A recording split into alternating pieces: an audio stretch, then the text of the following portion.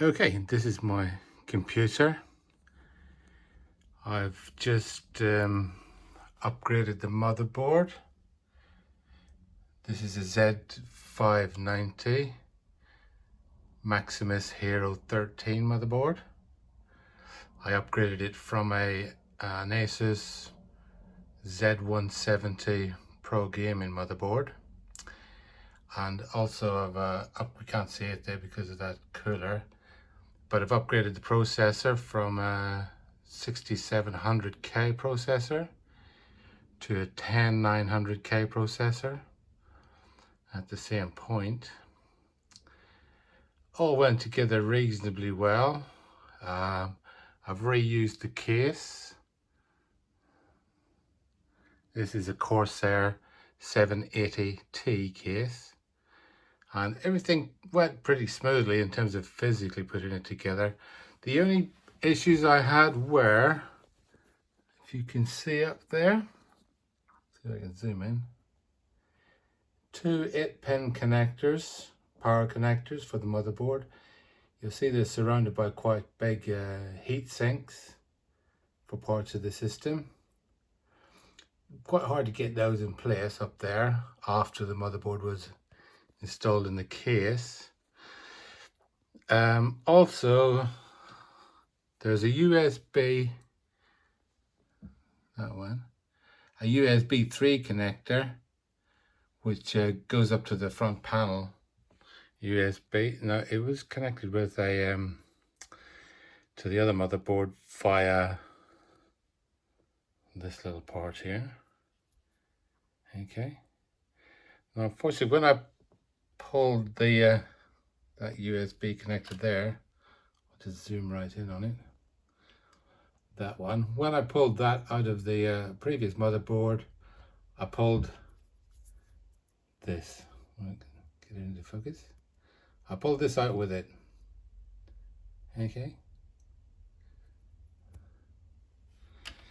So, yeah, bit of a nuisance.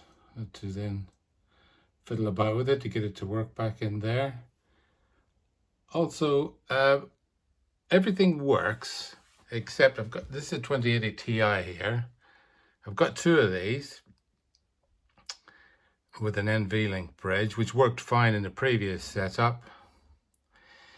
But in this setup, when I put them both in, they're easy to put in. There's no problem, no issues, anything like that. You can see the slots there. Everything fits properly and everything like that.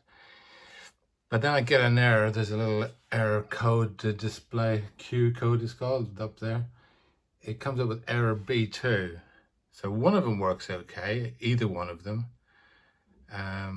But put them both in, stops.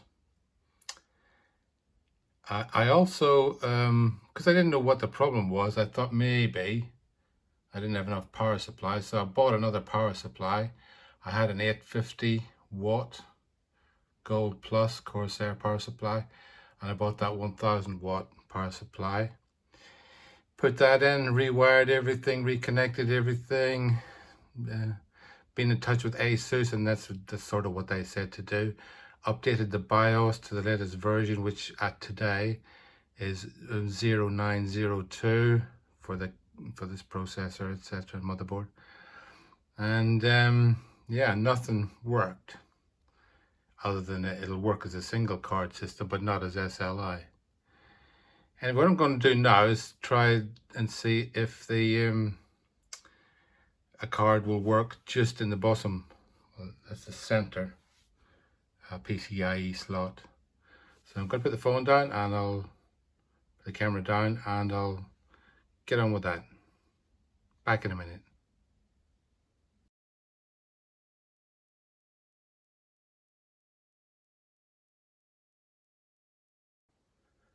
Okay, well, as you can see, at this point I've installed a Zotac AMP 2080 Ti in the lower slot.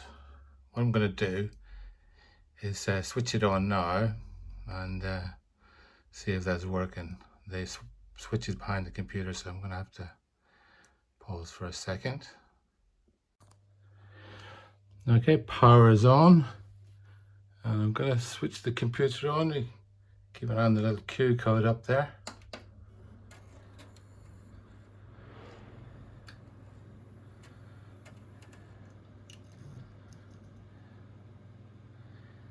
All okay so far. There's nothing on the screen.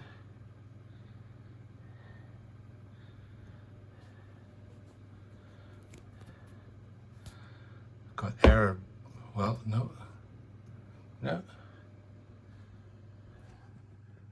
the screen there.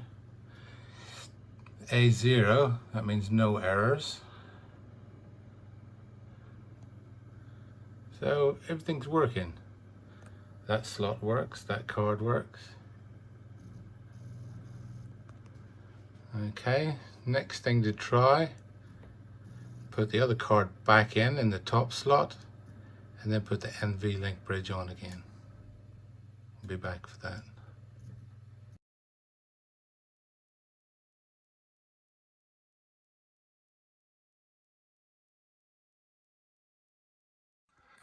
Okay, that's the next step completed. I'll put the Founders Edition card back in the top PCIe slot. Put the NVLink bridge back on. Connected the power cables. Removed the DisplayPort connector from that card, the lower card.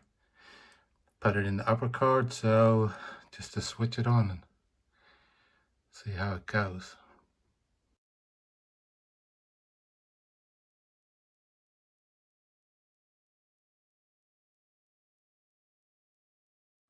Okay, the power is on at the wall. Again, it's probably useful to keep an eye on the Q code up there.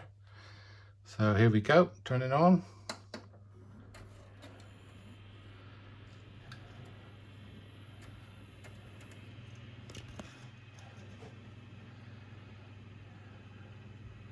B2. Nothing is overclocked. Everything is connected so far as it can be. Same error as before.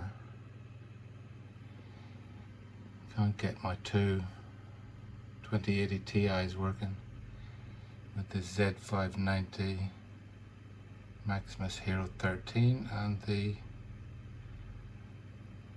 10900K processor, which is pretty disappointing in a way. Okay, I'm going to reboot it and we'll come back in a minute. Okay, I've rebooted it 5 or 6 times, no difference. I'll do it again.